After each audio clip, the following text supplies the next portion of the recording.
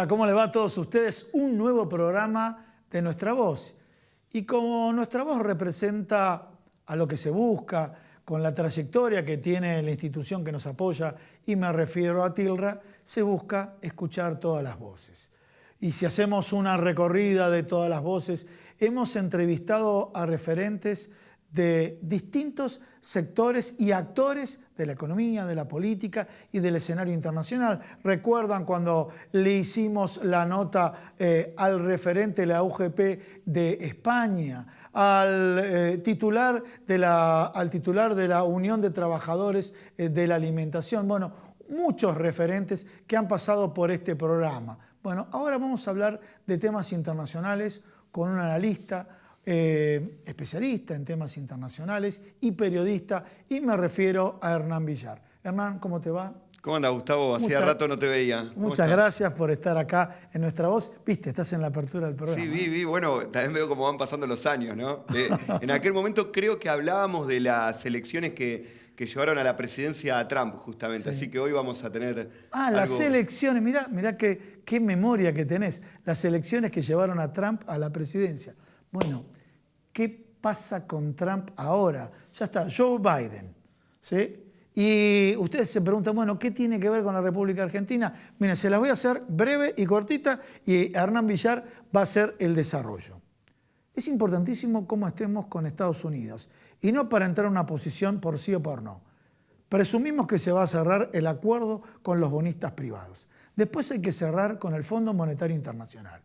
El Fondo Monetario Internacional tiene poder de veto Estados Unidos. Estados Unidos, hoy el presidente es Donald Trump. Por eso digo, todo tiene que ver con todo, todo tiene que ver con nuestra relación. Y ahora sí, te digo, Donald Trump, Joe Biden, ¿qué es lo que pasa? Las encuestas dicen algo. Vos te adelantás un poco con las encuestas, dicen algo. Estamos a casi 100 días de las elecciones el próximo 3 de noviembre y lo que parecía un escenario que estaba allanado para Trump con la bonanza económica y demás. Con lo del coronavirus se fueron despertando otras cuestiones, con lo que pasó con Floyd y los disturbios en la calle. Y hoy parecería que por estas horas algunos estados claves, como es Florida, Arizona, Michigan, no le estaría dando los números para que Trump logre la reelección. Con lo cual Biden, que era un candidato que arrancaba muy débil, ganó notoriedad en este último tiempo, ¿no? Con un poco de mayor sensibilidad. Biden, que tiene larguísima trayectoria política, ¿no? Bueno, es el ex vicepresidente de Barack Obama, ahí ¿no? tenemos la foto, ahí la tenemos al lado nuestro, bueno, acá. Nótese, acá. Sí, Pregunta. Que es una geronto elección, ¿no? Ahí porque, está, ahí. 74 años tiene recién cumplido Trump, y después de las elecciones 78 años cumpliría Biden, ¿no? O sea, es una elección de gente de largos arriba de los 70 años. Notablemente con un coronavirus que ataca a la gente mayor, ¿no? Mientras tenemos a todos los mayores guardados, estos candidatos están en campaña. Algo realmente como para tenemos esta fotografía, a ver si te parece, para hacer un ping-pong y seguís con Joe Biden y demás. Me parece muy gráfica esta, ¿eh? Bueno, Trump, que recién ahora está usando el barbijo. Se coloca el barbijo, pero bueno, acá está mostrando que está ciego, ¿no? Bueno, él ha tenido una postura muy clave. Digamos que en el último tiempo toda la política internacional está muy dinámica y Trump ha sido clave en esto. Entre otras cosas por oponerse a todos los protocolos que daba la Organización Mundial de la Salud. Es el primer presidente que habló de de no seguir un orden estricto de los médicos. Y fíjate que se retira de la OMS, un símbolo muy importante porque es el mayor aportante también, y como vos bien decías cuando me presentaste, el rol tan importante que tiene Estados Unidos en todas las relaciones internacionales, ¿no? Que por más que no nos guste, ¿no? Pues uno dice, ¿por qué? Parece que uno tiene que tratar de quedar bien, pero políticamente hay que ser inteligente, ¿no? ¿Por qué? Porque lo que comentaba acá, el tema de, suponiendo que se traspasa una barrera que es la negociación con los bonistas privados, que es uno de todos los frentes que tiene que abordar Alberto Fernández. Tenemos el frente de COVID, el frente de la deuda, el frente de la pobreza, el frente de la inflación, muchísimos, el frente de la propia coalición, porque es una coalición, el frente de la oposición. Bueno, obviamente este escenario internacional hay que cuidarlo y con mucha prolijidad. Y con esto no quiero decir que hay que ser servil, ¿no?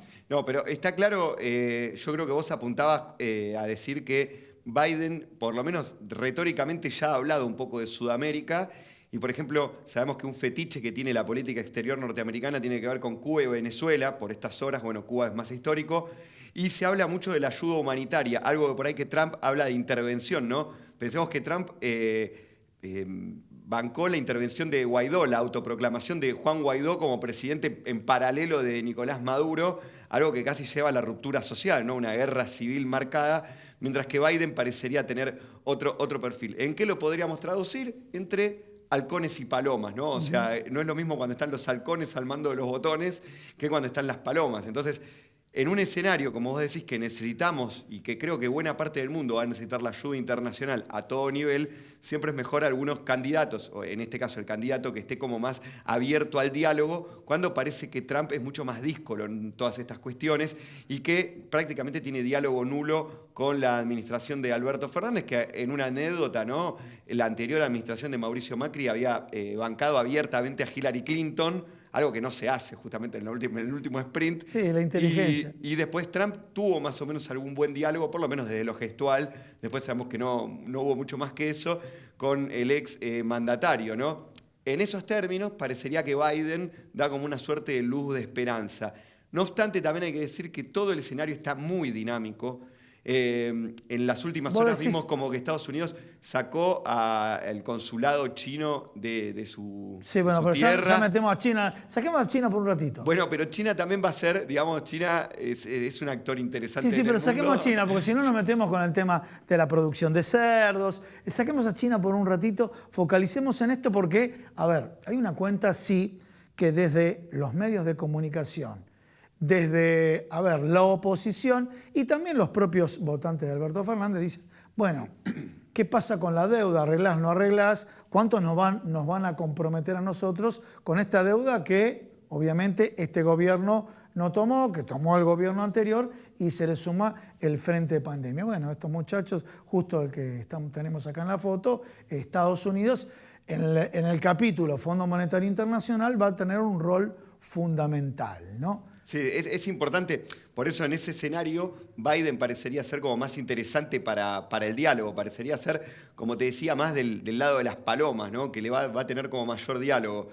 De todas formas, a ver, también aclaremos para que no piensen mal. Diálogo no quiere decir que van a ser buenos, ¿no? Diálogo significa que eventualmente existe la posibilidad de ser escuchado, ¿no? Claro, de mayor diálogo. Mientras haya más canales de diálogo, siempre es mejor para la negociación. La negociación es dura, está en malos términos en este momento. Hay muy poca comprensión de lo que ha ocurrido políticamente. Fue un endeudamiento muy rápido en poco tiempo, con lo cual no deberían poder hacerse los distraídos. En algún momento cuando Convengamos que en la campaña Alberto Fernández le dijo el Fondo Monetario Internacional le financió la campaña a Mauricio Macri. Lo dijo Alberto Fernández de manera específica, ¿no? Sí, es interesante. Justamente estamos a poco más de un mes de que se cumpla las PASO, un año de las PASO el año pasado, donde se dejó de gobernar también en la Argentina y donde se gobernó con el préstamo del Fondo Monetario también, ¿no? Algo que, si uno va a la negociación, por eso yo en algún momento, y muchos analistas creían que con lo de la pandemia y demás había una posibilidad de renegociación porque todo el mundo está en crisis, ¿no? Y hay una cuestión de legitimidad, algo que se podría discutir. Bueno, no se ha dado eso, ha sido muy ríspido desde los acreedores, están como muy firmes, parados en que Argentina tiene que pagar todo.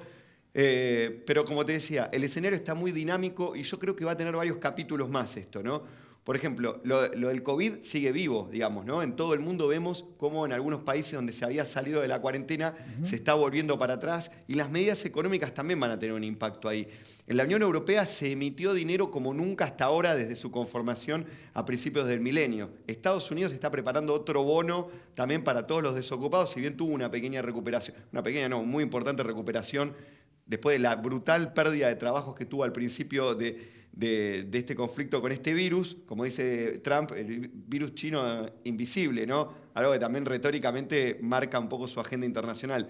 Yo creo que está todavía todo muy dinámico como para empezar a hacer conclusiones, ¿no? De las herramientas que teníamos para el análisis a lo largo de la historia, me parece que ahora tenemos que ir mucho más capítulo a capítulo y no tratar de ver la película, ¿no? Bien, te salteo, ya mencionamos Donald Trump, por eso un poco el objetivo en el programa es comentante del escenario internacional y cuánto puede o no repercutir en nuestro país. Te voy a preguntar también, Hernán, escenario internacional. A ver, fotografía cortita. Bolivia. Bolivia patean las elecciones. Te tiro los títulos y después vos me ordenás las ideas, pero el aliado estratégico o no es de lo que pase, es la República Argentina. Convengamos que cuando se hizo la reunión, Alberto Fernández, cuando habló, a ver, la presidenta, de mi punto de vista, modesta opinión, de facto, ¿sí? Jeanine Áñez, ¿sí? Agarró y se desconectó de la comunicación en la última reunión que se hizo por el Mercosur. Pero bueno, tenemos Bolivia. Como ve que Evo Morales, el partido de Evo Morales, las encuestas preliminares le dan intención de voto, postergan las elecciones. Después vemos Correa proscripto. Después vemos lo que pasó en Brasil, que todavía no tocamos el capítulo Bolsonaro, pero estuvo proscripto ¿quién? Luis Ignacio Lula da Silva, que las encuestas le daban arriba. Tenemos un Perú con características, bueno, de centro derecha y con, digamos, una cierta complejidad política. Y con un drama desde la salud, ¿no? Es uno de los países con mayores números. Eso va a precipitar... Perú y Chile. Yo tengo datos que te voy a dar de Chile, sí, que no se ve, ¿no? Porque con la situación crítica nuestra que no se ve. Pero Perú y Chile. Bueno, en este contexto internacional, la República Argentina. Entonces, de acuerdo a cómo se va desencadenando cada uno de los países, va a ser como puede articular el rol en Latinoamérica nuestro país, ¿no? Está claro eso, y en ese desarrollo que vos hacés parecería que Argentina está como mejor armado en ese sentido porque tiene el partido político más popular, con lo cual muchos de los movimientos sociales están alineados, y donde el Estado ha tomado una iniciativa muy importante como es la cuarentena, intervenir, dar ayudas económicas y demás. Hasta ahí, si el resultado lo paráramos hoy, podríamos pensar que Argentina queda bien parada en la cuestión política. Pero como esto está dinámico y todavía está pasando, hay que ver al final de la carrera, ¿no? Obvio. Donde se van a contar, lamentablemente lo digo porque dentro de las noticias está muy oscuro todo el panorama, ¿no? Pero se van a contar la cantidad de muertos, cómo va a quedar la salud y cómo va a quedar la economía, ¿no? Entonces ahí en el sprint final vamos a ver. Por supuesto que... Esa fotografía sí, va a ser una fotografía donde lo va a utilizar mucho la oposición. Y después van a estar todos parados atrás. En algunos países con cierta razón también, ¿no? Ahí vemos, como vos decías, la presidenta que con una legitimidad endeble, ¿no? La presidenta de Bolivia, que, bueno, ahí también se ve a la hora de tomar decisiones que no puede generar puentes, que no puede generar diálogo, ¿no? Tiene que ver también un poco cómo han llegado hasta el poder. Por eso te digo que es interesante lo que está pasando, pero muy dinámico.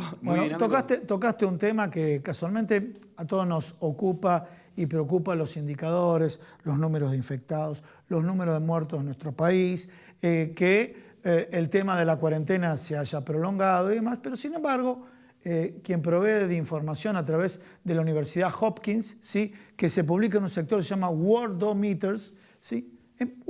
¿Cómo manejamos nosotros el ranking? Porque ahora se están ocupando, superamos a China en cantidad de contagiados, etcétera, etcétera. Ese ranking te lo da valores totales, que sería total de infectados, total de muertos, y ahora un tema que nos enseñaron en el colegio. Regla de 3 simple: total de infectados y total de muertos por millón de habitantes, ¿sí? Y este dato, y ahora te dejo que continúes. La República Argentina, al día de hoy, no sé dentro de una semana, no sé dentro de un mes, ¿sí? Total de muertos y total de infectados por millón de habitantes está en el ranking 56. Significa proporcionalmente. Y en esto, con esta estadística, lo beneficio a Brasil y a Estados Unidos. ¿Por qué? Brasil está en el ranking número 10 y Estados Unidos en el ranking número 13. ¿Y saben de los países latinoamericanos quién es el que está peor en cantidad de muertos y cantidad de infectados de acuerdo a la población? Si tengo 10 personas, si tengo 1000 personas, si tengo 1 millón de personas. ¿Saben quién? Chile. ¿Sí? Está San Marino. Es impactante también. Chile, sí, San Marino Chile. También, pero es impactante los números, ¿no? Lo de Chile también, que queda como ahí expuesto ya desde el año pasado, que venía con protestas sociales, exponiendo que aquellos indicadores como el índice Gini y otras cuestiones que ya desnudaban una una falta de esqueleto social y acá con la salud quedó muy expuesto. De todas formas, vos nombrás, por ejemplo, a Brasil o algunos países donde los presidentes no tienen gestos con mucha seriedad al respecto, ¿no? Vimos que como Bolsonaro se ríe de la llamada gripecinia, ¿no? Y se expone adelante... Con la moto. Con la moto de agua, cuando se saca el barbijo, cuando le da positivo de COVID, se saca el barbijo delante de los periodistas, no llevando una cuarentena, hablando de la responsabilidad de cada uno. Bueno, eso también tiene unos números brutales. Es cierto que como medido por millón de habitantes termina reduciéndose el impacto, ¿no? Pero es realmente unos números impresionantes, ¿no? Bueno, lo de Brasil es un tema como para analizar aparte. Es bastante, su presidente es bastante difícil de prever como es Trump, ¿no? Pueden salir con cualquier cosa, son incorrectos. Pero tengo una pregunta, a ver si lo podemos tirar acá. ¿Vos olfateás que puede haber o no un impeachment para Jair Bolsonaro? ¿Por qué sí, por qué no? ¿Por qué el impeachment fue tan rápido para Dilma Rousseff y de pronto Jair Bolsonaro, que lo vemos realmente, lo vemos desquiciado? Se dice, se habla, están los militares atrás. Un militar es ministro de Salud, que no tiene la menor idea, para que ustedes se den una idea hasta dónde ha llegado la locura de Jair Bolsonaro, ¿no? Bueno, está un poco eso, ¿no? Están los empresarios, están los militares, el ministro de Economía, Paulo Guedes, que es bastante popular ahí, que es la pata del empresario, y hay un sector político de Brasil muy importante que no tiene representación política real, digamos, no está ni en el PT ni con Bolsonaro, y que va siempre con el poder de turno, que es más o menos las tres patas que lo están manteniendo en el poder. En esta instancia es cierto que tiene un rebote, de hecho la izquierda en Brasil quiere promover el impeachment, pero no tiene la cantidad de representantes en el Congreso para hacerlo, y si bien tiene un gran impacto político, yo creo que desde lo social también sería un momento muy delicado en esta circunstancia, ¿no? Por eso yo creo que no tiene un lugar real. Ahora, vos me preguntás, ¿la diferencia con el impeachment de Dilma? Bueno, el impeachment de Dilma no tenía ningún argumento. Es el famoso 2016 en donde no hubo una encuestadora y un analista de política internacional que haya acertado un pronóstico, ¿no? Recordar el plan de paz con las FARC, la elección de Trump, el impeachment de Dilma, el Brexit, todas las noticias que desde el análisis político iba a ir por un lado, fueron por el otro.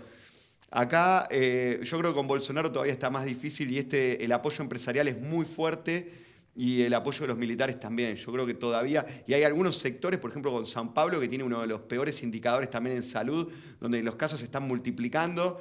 Y sin embargo tiene un apoyo electoral muy importante. De hecho, en las grandes urbes todavía no se rompió esa pulseada que quizás vemos en algunos estados, haciendo un paralelo con Trump en lo que tiene que ver con intención de voto, vemos que en Trump, en algunos estados que eran de él, ya todas las encuestadoras lo están dando abajo y sabemos que, por ejemplo, en Estados Unidos la democracia es indirecta, con lo cual si vos ganás el estado te quedás con todos los votos. Entonces ahí ya el mano a mano se va como cambiando, ¿no? En un dato de color, de los 44 presidentes que antecedieron a Trump en la presidencia norteamericana, 35 lograron la reelección, pero todos los que tenían la reelección, ningún indicador los hacía bajar tanto la popularidad, al menos 100 días antes, ¿no? Por eso sigo pensando que está muy dinámico. Hasta hace muy poquito nadie iba a dudar, por ejemplo, de la reelección de Trump, ¿no? Pero absolutamente. De hecho, ahora Trump está haciendo campaña con esto de tu presidente favorito, ¿no? Porque en redes sociales todo eso acaparaba y ahora vemos que no. Hernán, bueno, como siempre, se pasa el tiempo volando. Sí, veo. Me quedé con ganas de seguir, ¿no? Como si, bueno, ya te convocamos a otro programa y listo. Por favor. Como se hace tan dinámico y es conversado, bueno, ustedes saben, Hernán Villar, licenciado en Relaciones Internacionales, sabe muchísimo del tema y buscamos hacer algo menos para que ustedes sepan interpretar las señales que hay afuera y cómo pueden influir en la toma de decisiones de lo que tenemos que luchar y sobrevivir en el día a día. Señores, no se vayan, un pequeño corte, quédate acá en Nuestra Voz. Atilra es artífice de un proyecto solidario, colectivo y social. Es una realidad que crece, se desarrolla, vive y se multiplica, pero sobre todo permanece en el tiempo. Atilra, más de 70 años sembrando de sueños el camino. Bueno, señores, vamos a cerrar el programa, como siempre, con música para levantar los ánimos y bueno, recordando todo lo que pasó por el Centro Cultural Low. Y yo me despido y nos vemos la semana que viene acá en Nuestra Voz por Argentinísima Satelital. Chao.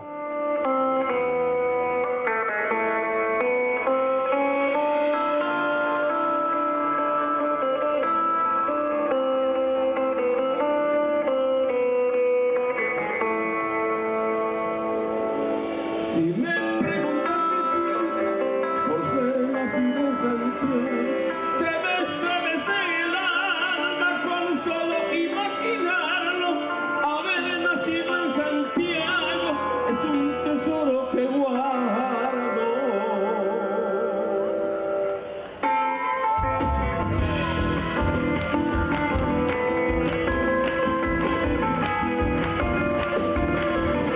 Esta tierra centenaria guarda secretos antiguos. Por el río de mis venas corre sangre bien antigua de mis abuelos y padres que me dieron esta vida.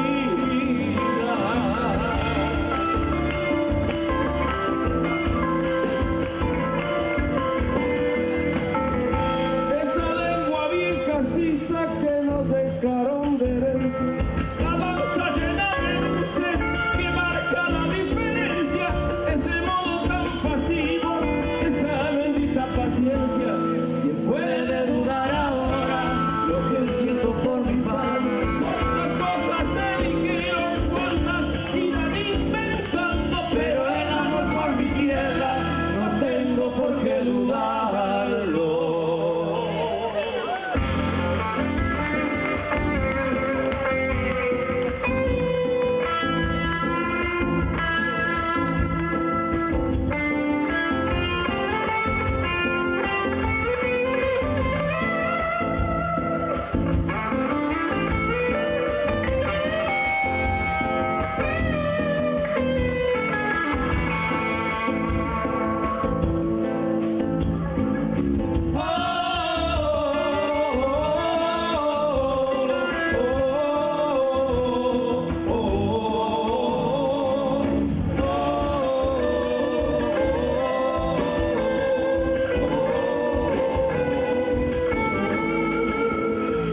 El quichua sigue latiendo en el lenguaje del pueblo, en el lloro de una brega, en las tinajas de barro, en las manos milagrosas de las teleras de antaño.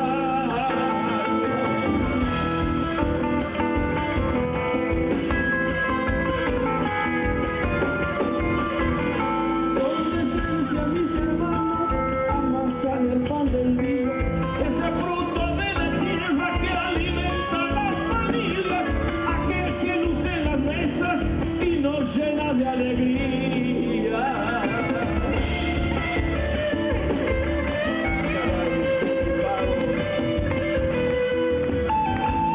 Aquí se quedó para siempre la donosa chacarera, humildemente conserva la dulzura, la esencia con la que llegó un día preñada de inocencia. ¿Quién puede dudar ahora lo que siento por mi padre? Cuántas cosas se dijeron, cuántas irán inventando, pero el amor por mi tierra no tengo por qué dudarlo.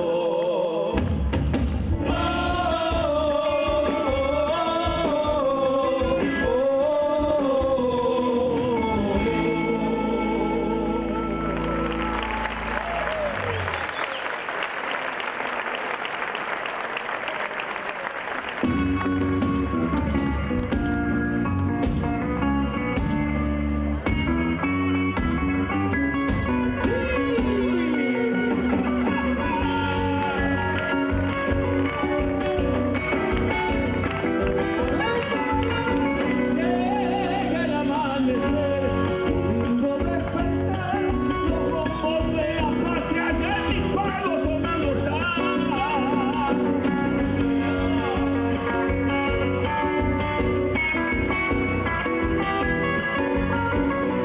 Desde el lindo programa, listos para salir, la marcha de los bombos rumbo a la plaza Bombay.